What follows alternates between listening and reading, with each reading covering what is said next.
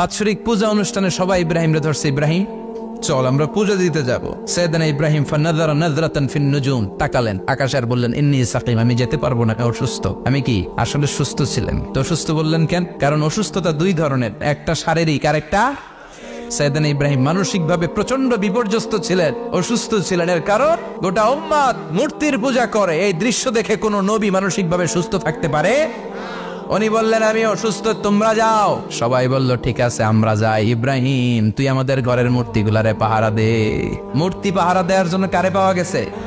সাইয়েদনা ইব্রাহিম কয় ঠিক আছে আজকে পাহারা দিমু, জন্মের পাহারা, যা তোরা দিতাছি, পাহারা দিতেছি যা। এইবার সাইয়েদনা ইব্রাহিম মূর্তির ঘরে ঢুকলেন, দেখেন কি সুন্দর কথোপকথন আল্লাহ তুলে ধরলেন। আল্লাহু আকবার। মূর্তির ঘরে, দেবীর ঘরে ঢুকে উনি ঘুরে ঘুরে তাকায়, দেখে একটা এমনি হাত আর একটা ব্যাগ করে 14-15টা হাত নিয়ে তাকায় আছে। উনি সবগুলোর সামনে এভাবে তাকায় আছে, দেখে এক একটা এক এক চেহারা, একটা হাতির গণেশ স্টাইলের, আরেকটা এরকম, আরেকটা নারীর, আরেকটা বাঘের, আরেকটা তলোয়ার নিয়ে আইতাছি কোপায় ফেলাবে, আছে না নাই? সবগুলোর সামনে যায়, যে দেখে আর অবাক হয় কত ধরনের খোদার কাছে এরা কত কিছু চায়। আর যে দেখে প্রত্যেকটার সামনে ডেজার্টস আইটেম, মিষ্টান্ন, এক একটার সামনে রসমালাই, এক একটার সামনে কালো জাম, লাল জাম, রসগোল্লা, চামচাম, দুধ মালাই, মালাই চপ, আছে না নাই?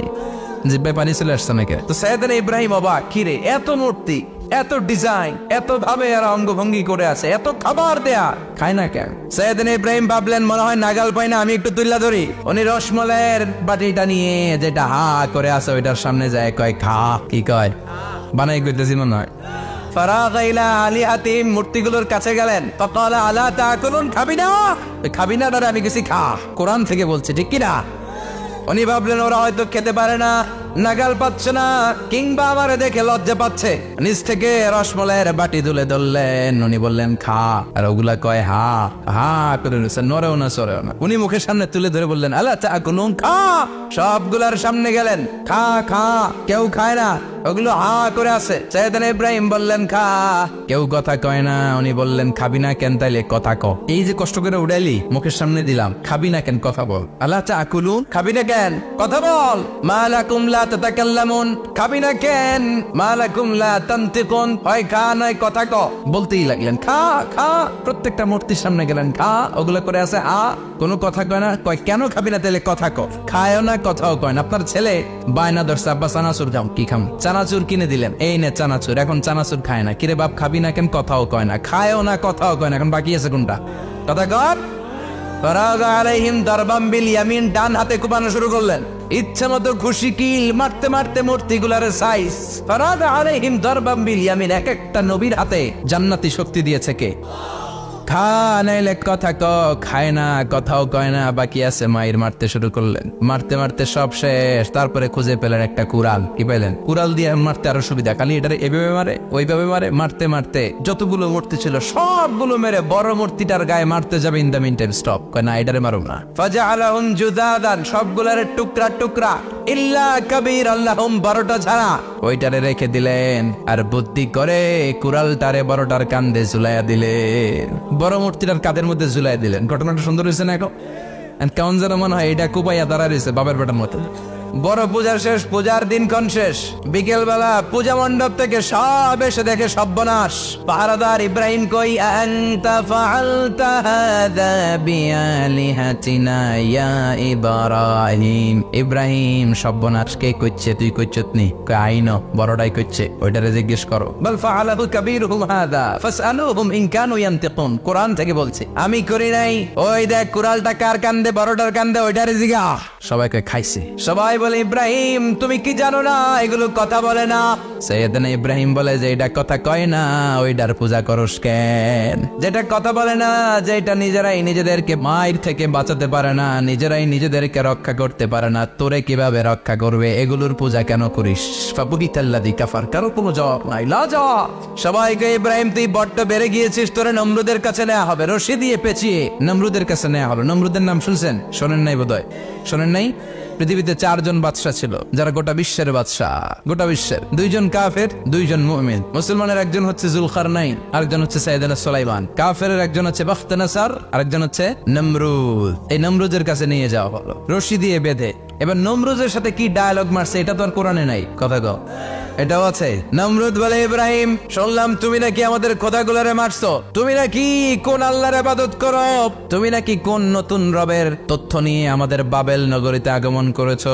আমি ছাড়া কোনো খোদা আছে বলে তো আমি শুনি নাই, এই বাবেল নগরীতে আমি ছাড়া কোনো খোদা আছে আজকে নতুন শুনলাম। কে তোমার খোদা, কি তার পাওয়া? এবার ডায়ালগ মারা শুরু করলেন সাইয়েদনা ইব্রাহিম। সাইয়েদনা ইব্রাহিম বললেন রব্বি আল্লাযী ইউহয়ী ওয়া ইউমীত, আমার রব এমন রব যিনি জীবন দেয় আবার মরণও দেয়। নমরুদ বলে তাই তোমার আল্লাহ জীবন দেয় মরণ দেয়? আনা উহয়ী ওয়া উমীত। এবার নমরুদ ডায়ালগ মারতেছে, আনা উহয়ী ওয়া উমীত, আমিও তো জীবন দেই আমিও তো মরণ দেই। সাইয়েদনা ইব্রাহিম বললেন তুমিও যদি আমার আল্লাহর মতো জীবন দাও মরণ দাও তাইলে দেখাও। নমরুদ জেলখানা থেকে দুইজন ফাঁসির আসামিকে ধরে আনলো, ধরে এনে একটা ধারালো ছুরি নিয়ে প্রথম আসামির পেটের ভিতরে ধা করে ছুরিটা ভরে দিয়েছে, ফিনকি দিয়ে রক্ত ছুটলো, লোকটা ছটফট ছটফট ছটফট করতে করতে দুনিয়া থেকে বিদায়। এবার পেট থেকে ছুরিটা বের করে দ্বিতীয় আসামির পেটের মধ্যে ঢুকাতে যাবে, ধা করে in the meantime stop, ঢুকায় নাই, পেটে ঢুকাইতে যে ঢুকায় নাই। কয় ইব্রাহিম এই যে দেখো তোমার সামনে প্রথম লোকটারে আমি মৃত্যু দিলাম, প্রথমটারে দিলাম মরণ, পরেরটারে দিলাম জীবন। তোমার রব যেরকম করে জীবন দেয় আর মৃত্যু দেয় আমিও জীবন দেই আমিও মৃত্যু দেই। চিল্লায় পড়েন নাউযুবিল্লাহ।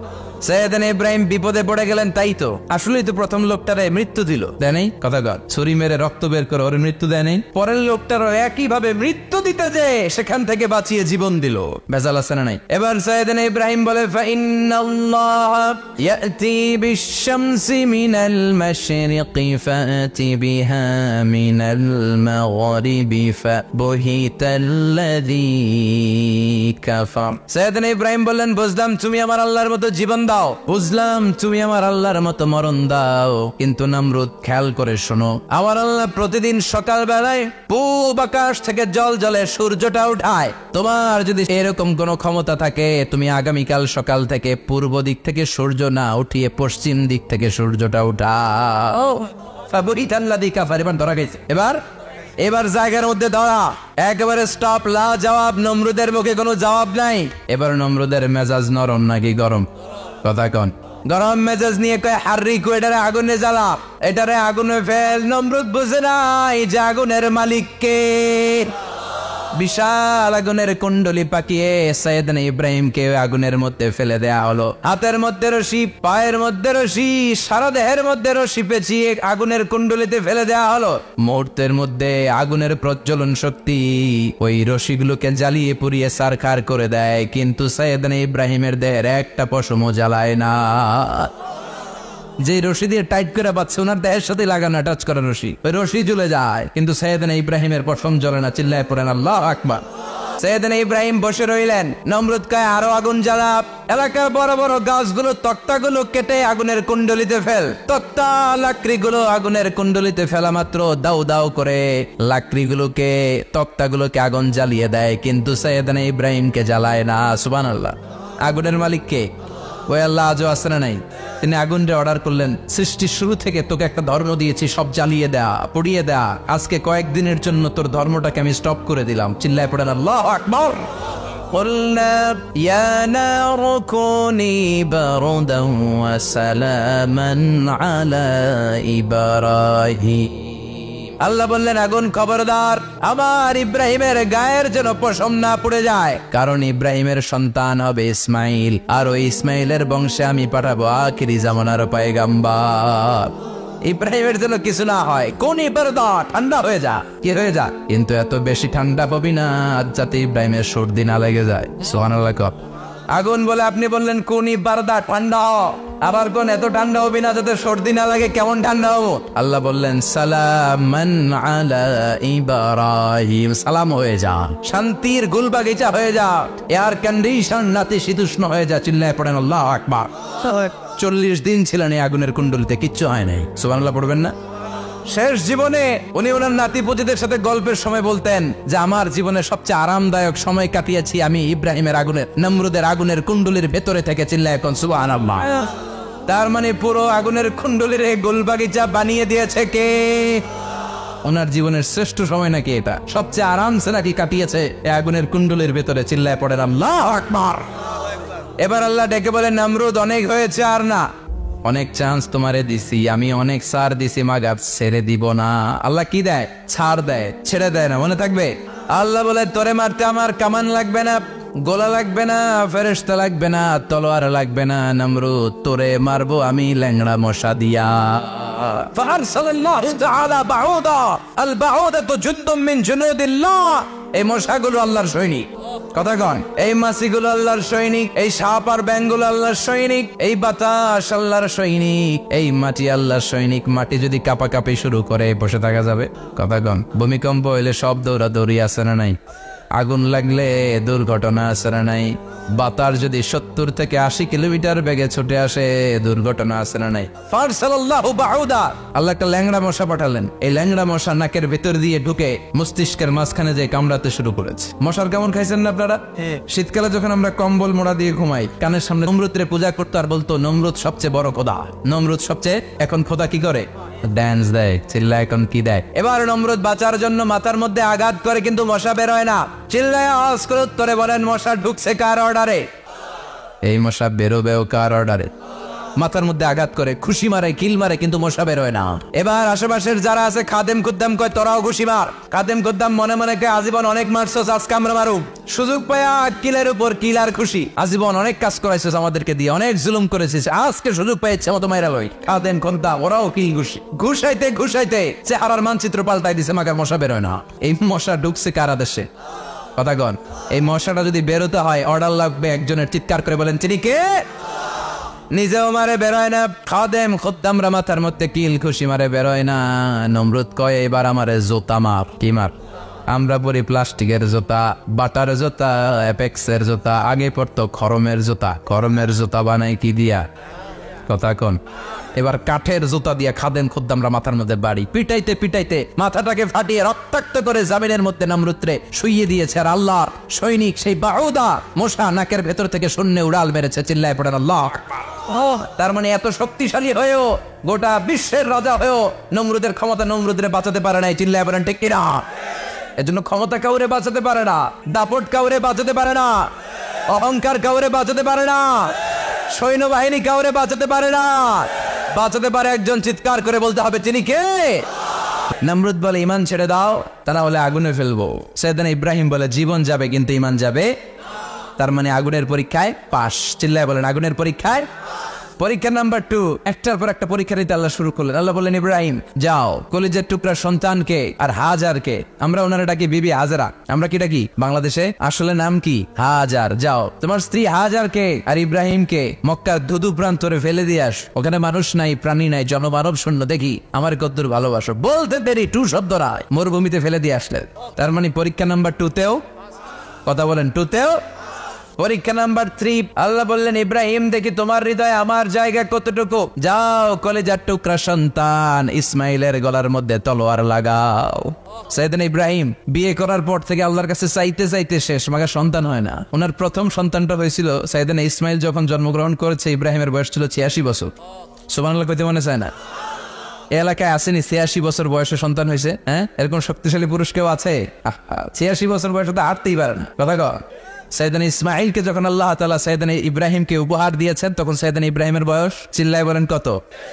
86 বছর বয়সে যে কলিজার টুকরা সন্তানটাকে হাতে পেলেন, চাঁদের মতো সুন্দর ছেলে। আল্লাহ বললেন, দেখি আমার হৃদয়ে তোমার জায়গা কতটুকু, ইসমাইলরে জবাই করো। বলতে দেরি, ছুরি লাগাতে দেরি হয় না। তার মানে এই পরীক্ষায়ও একটার পর একটা আল্লাহ পরীক্ষা নিয়েছেন, একটার পর একটা পরীক্ষা। আগুনের পরীক্ষায় পাস, ফ্যামিলি বিসর্জন দাও পাস, কলিজার টুকরা সন্তানের গলায় ছড়ি লাগাও পাস। এবার আল্লাহ বললেন, এরপর তোমার বড় দায়িত্ব দিব, তোমাকে হজ প্রোগ্রামের এমডি বানাই দিলাম, ম্যানেজিং ডাইরেক্টর অফ হজ। সুবহানাল্লাহ কইবেন না? আল্লাহ বললেন, ইব্রাহিম বিশাল বড় কাফেলা বানাও, হজের আঞ্জাম দাও। সাইয়েদনা ইব্রাহিম বললেন, আল্লাহ দুদুমরু প্রান্তর, জনমানব শূন্য, মানুষ নাই, পাখি নাই, কেউ নাই, কিভাবে আমি হজের আঞ্জাম দেব? আল্লাহ বললেন, ইব্রাহিম হজ প্রোগ্রামের ম্যানেজারগিরি করতে চাইলে 3টা পেশা তোমাকে বেছে নিতে হবে। কয়টা? এই 3টা পেশা এর সমন্বয়ে তুমি হজের প্রোগ্রামের আঞ্জাম দিতে পারবা। পেশা নাম্বার 1 তোমার রাজমিস্ত্রির কাজ করতে হবে। পেশা নাম্বার 2 তোমার ঝাড়ুদারগিরির কাজ করতে হবে। পেশা নাম্বার 3 তোমার মুয়াজ্জিনগিরি করতে হবে। সুবহানাল্লাহ কইবেন না? وَإِذْ يَرْفَعُ إِبْرَاهِيمُ الْقَوَاعِدَ مِنَ الْبَيْتِ وَإِسْمَاعِيلُ رَبَّنَا تَقَبَّلْ مِنَّا إِنَّكَ أَنْتَ السَّمِيعُ الْعَلِيمُ। সাইয়েদনা ইব্রাহিম আর কলিজার টুকরা সন্তান ইসমাইলকে নিয়ে রাজমিস্ত্রির কাজ শুরু করে দিলেন। আল্লাহু আকবার। কাবা ঘর ভেঙে চুরমার, বাপ বেটা মিলে রাজমিস্ত্রির কাজ, পাথর কেটে কেটে বাপ বেটা মিলে কাবা ঘর বানায়। পেশা নাম্বার 1 শেষ। পেশা নাম্বার 2 জারুদারগিরি। পেশা নাম্বার 2 কি? আল্লাহ বললেন তাহহিরা বাইতিয়া লিত-তাইফিনা ওয়াল আকিফিনা ওয়ার রুকাইস সুজুদ। মসজিদেরি ঝাড়ু বারদার হোক আমারে হাতে, শোনো আমারে মোনাজাত, শোনো শোনো ইয়া ইলাহি আমারে মোনাজাত, শোনো আমারে মোনাজাত। পড়েন আমিন। আল্লাহ বললেন তাহেরা পরিষ্কার করো মানে ঝাড়ু দাও, বাইজি আমার কাবা ঘর, লিত্তাইফিনা তাওয়াফকারীদের জন্য, ওয়াল আকিফিনা ইতিকাফকারীদের জন্য, ওয়ার রুকাইস সুজুদ রুকুকারীদের জন্য, সিজদাকারীদের জন্য ঝাড়ু দাও। বাপ বেটার রাজমিস্ত্রিগিরি শেষ, এবার ঝাড়ুদারগিরি শুরু। সুবহানাল্লাহ বলেন। এরপর আল্লাহ বললেন 3 নম্বরে মুয়াজ্জিনগিরির কাজ করো। ওয়াআযিন ফিন-নাসি বিল হাজ্জি ইয়াতুকা রিজালান ওয়া আলা কুল্লি দামিরি ইয়াতিনা মিন কুল্লি ফাজ্জিন আমিক। ঘর বানিয়েছেন, এই ঘরে তোমরা হজ করতে আসো। সাইয়েদনা ইব্রাহিম বললেন আল্লাহ আমি আর আমার পোলা ছাড়া কেউ নাই। কেউ আছে? মানুষ নাই, আপনারা কেউ নাই, আমি কার সামনে আযান দেব? আমি কার সামনে ঘোষণা দেব?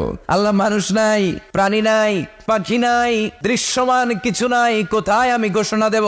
আল্লাহ বললেন দাঁড়াও, দাঁড়িয়ে তুমি আজান দাও, ঘোষণা দাও। তোমার এই আজানের আওয়াজটা গোটা বিশ্বের সব মানুষের কানের ভেতরে আমি আল্লাহ পৌঁছে দেব।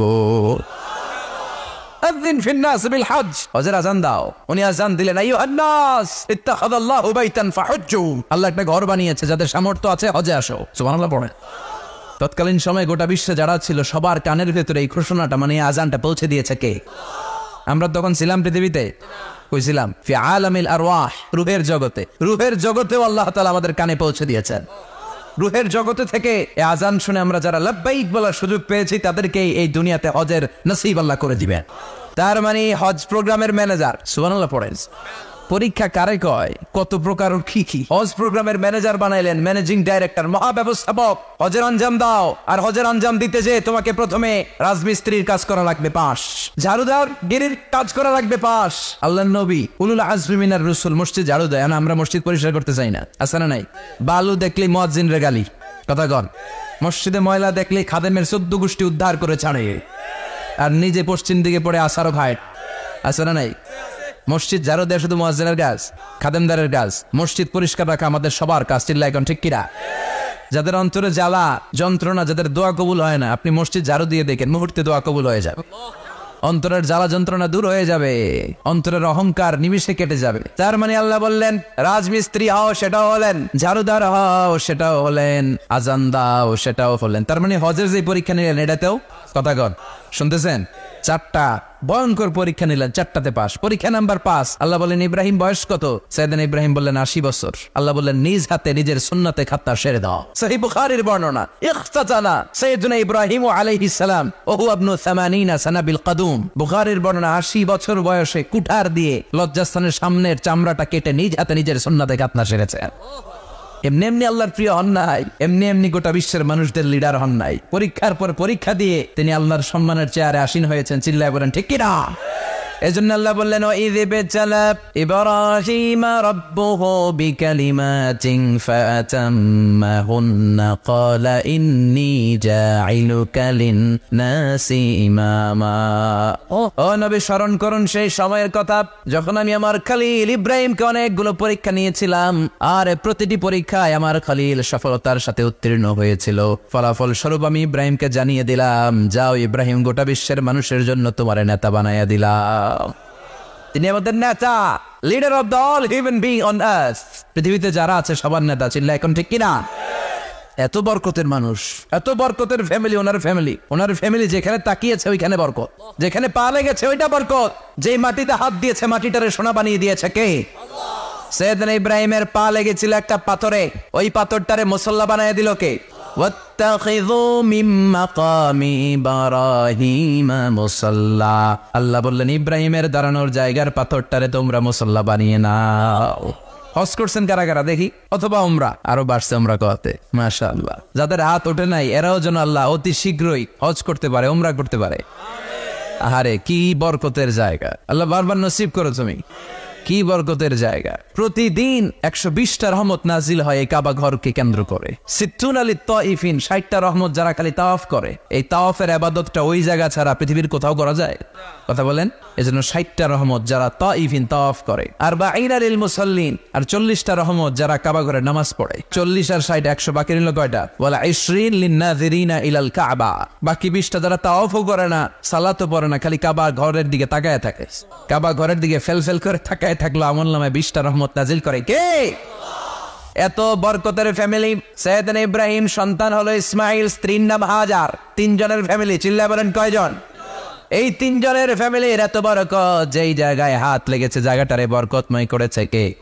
যেখানে পা লেগেছে বরকত দিয়ে ভরে দিয়েছে কে? সাইয়েদনা ইব্রাহিম রাজমিস্ত্রিগিরি যখন করতেছিলেন, বানাতে বানাতে আর নাগাল পায় না। আল্লাহ বলে এই পাথরটার উপরে দাঁড়াও। উনি দাঁড়ালেন। এবার যতটুকু উপরে ওঠা লাগে পাথরটা অটোমেটিক্যালি উপরে উঠে যায়, যতটুকু নামা লাগে অটোমেটিক্যালি নিচে নেমে যায়। পৃথিবীর কোন পাথরে আপনি ইচ্ছা মতো লাথি মারলো এখানে পায়ের দাগ পড়বে না। সাইয়েদনা ইব্রাহিম ওখানে দাঁড়ানোর সাথে সাথে উনার ফুটপ্রিন্ট পাথরের মধ্যে লেগে যায়। কাবা ঘরের পাশে গোটা বিশ্বের মানুষের কাছে চিরম্লান করার জন্য, চিরস্মরণীয় করে রাখার জন্য কাবা ঘরের পাশে আল্লাহ এই পাথরটার স্থান দিয়েছেন। মাকাম ইব্রাহিম। বিশ্বনবী তাওয়াফ করার পরেই ওই জায়গায় 2 রাকাত নামাজ পড়তেন। আপনারাও যারা হজ উমরা করবেন, তাওয়াফ করার পরেই মাকাম ইব্রাহিমে 2 রাকাত সালাত পড়া সুন্নাত। তার মানে পা লাগছে ওইটা হয়ে গেছে আমগো মুসাল্লা। সাইয়েদনা ইব্রাহিমের পা যেখানে লাগছে ওইটা আমাদের কি? সুবহানাল্লাহ কইবেন না? আর ওনার ছেলের পা যে জায়গায় লাগছে ওটা হয়ে গেছে জমজমের কুয়া। ছোট্ট বাচ্চা ইসমাইলকে রেখে দিয়ে আমরা যারা বলি বিবি হাজেরা, আসলে হাদিসের ভাষায় হাজার, তিনি সাফা পাহাড় থেকে মারওয়া পাহাড়ে দিলেন দৌড়। কোথায় পানি? পানি নাই। মরুভূমির বালির মধ্যে সূর্যের তাপ যখন পড়ে যায়, মরিচিকার মতো ঝলসানির একটা দৃশ্য ভেসে ওঠে, মনে হয় সাগরের পানি, আসলে পানি নাকি। তিনি সাফায় যায়, যে দেখে পানি নাই। মারওয়াতে যায়, যে দেখে পানি নাই। পানির সন্ধানে হাজার আলাইহিস সালাম 7 বার 2 পাহাড়ের মাঝখানে দৌড়াদৌড়ি করলেন। ওই পাহাড়ের মাঝখানে এই মহিলার পায়ের ছাপ লেগে গেল। এই দৌড়াদৌড়িটা আরশের উপর থেকে আল্লাহ এত সুন্দর উপভোগ করেছেন। আল্লাহর কাছে এই মহিলার দৌড়াদৌড়িটা এত ভালো লেগেছে, কিয়ামত পর্যন্ত সব হাজিদের জন্য এই জায়গায় দৌড়াদৌড়িটা আল্লাহ ওয়াজিব করে দিয়েছে।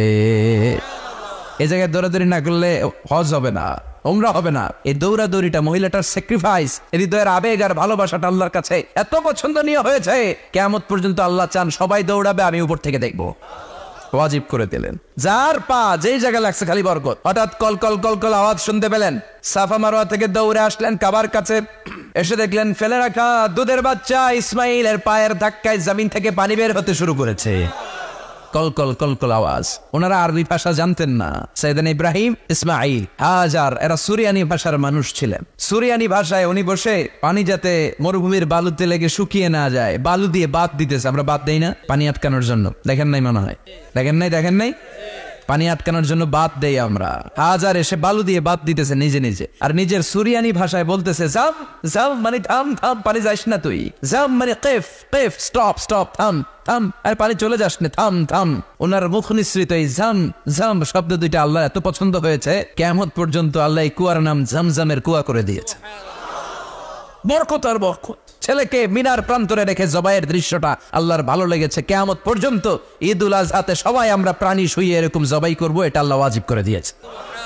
তার মানে এমন ফ্যামিলি খালি বরকত আর বরকত। আর আল্লাহ বললেন এই ফ্যামিলিতে আমি কিতাবও দিয়েছি, নবুয়তও দিয়েছি। ওয়াজআলনা ফি যুররিয়াতিহিন নুবুওয়াতা ওয়াল কিতাব।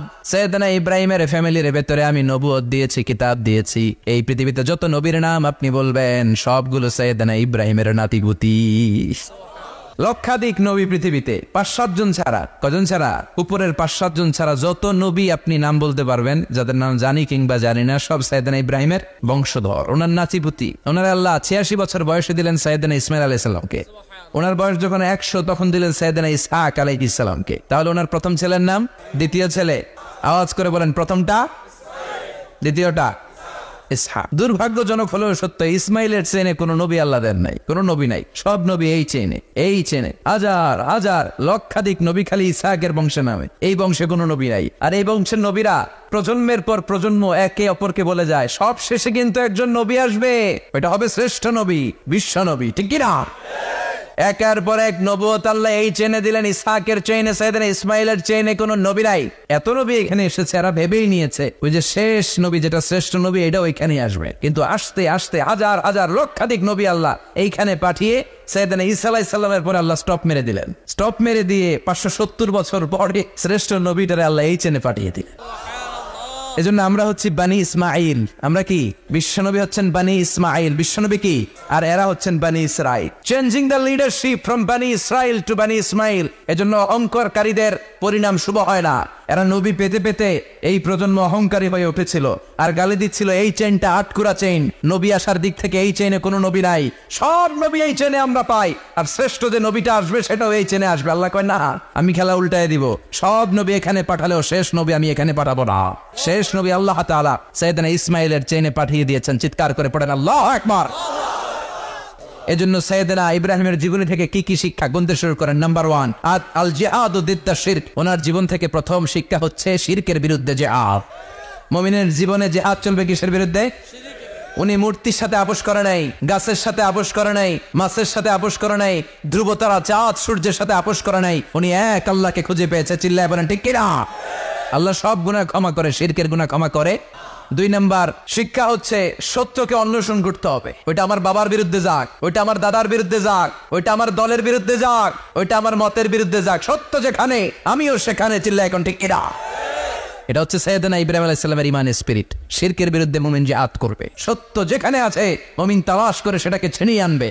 সাইয়েদনা ইব্রাহিমের জীবনী থেকে 3 নাম্বার শিক্ষা হচ্ছে ভিশনারি অ্যাটিটিউডের হতে হবে মুমিনের। আমরা খালি 10 বছরের হিসাব করি, 20 বছর, 50 বছর। ইহুদিরা হিসাব করে 200 বছরের। কোনো কাজ করার আগে 200 বছর পরে কি হইতে পারে ওইটা হিসাব করে। সাইয়েদনা ইব্রাহিম এরকম ভিশনারি ছিলেন, এজন্য দোয়া করেছেন রব্বানা ওয়াবআস ফীহিম রাসূলা। আল্লাহ যদিও ধুধুপ্রান্তর জনমানবহীন একটা এলাকা, আপনি এলাকায় এমন একজন নবী পাঠায়েন যেই নবীর আঁচলের নিচে গোটা বিশ্বটা একত্রিত হয়ে যাবে। কবুল করলেন কে? কি ভিশন দেখছেন, কি ভিশনারি অ্যাটিটিউড। তিনি তখন থেকেই বিশ্বনবীকে দেখতে পেয়েছিলেন। এজন্য ভিশনারি অ্যাটিটিউডের হন, স্বপ্নবাজ হন। স্বপ্ন সেটা না যেটা মানুষ ঘুমিয়ে ঘুমিয়ে দেখে, স্বপ্ন সেটা যেটা অর্জনের আকাঙ্ক্ষা মানুষকে ঘুমাতে দেয় না। এটা ছিলেন সাইয়েদনা ইব্রাহিম, ভিশনারি অ্যাটিটিউডের ছিলেন। 4 নাম্বার শিক্ষা যোগ্য প্রজন্ম তৈরি করে যাওয়া। উনি কি প্রজন্ম তৈরি করছে দেখেন। প্রথম ছেলে ইসমাইল, দ্বিতীয় ছেলে ইসহাক। ইসহাকের চ্যানেলে বনি ইসরাইলের সব নবীরা আসলো, আর এই চ্যানেলে বিশ্বনবী আসলো। তার মানে বাপকা বেটা সিপাহিকা ঘোড়া। প্রজন্ম তৈরির দরকার আছে না নাই? শিরকের বিরুদ্ধে লড়াইয়ের দরকার আছে না নাই? আর নবীদেরকে মডেল হিসেবে মানার দরকার আছে না নাই? আমাদের মডেল কি কবিরা না নবীরা? নায়করা না নবীরা? নেতা নেত্রীরা না নবীরা? আমরা যেন নবীদেরকে মডেল হিসেবে মেনে জান্নাতে উপযুক্ত হতে পারে। আল্লাহ তুমি তৌফিক দান করো।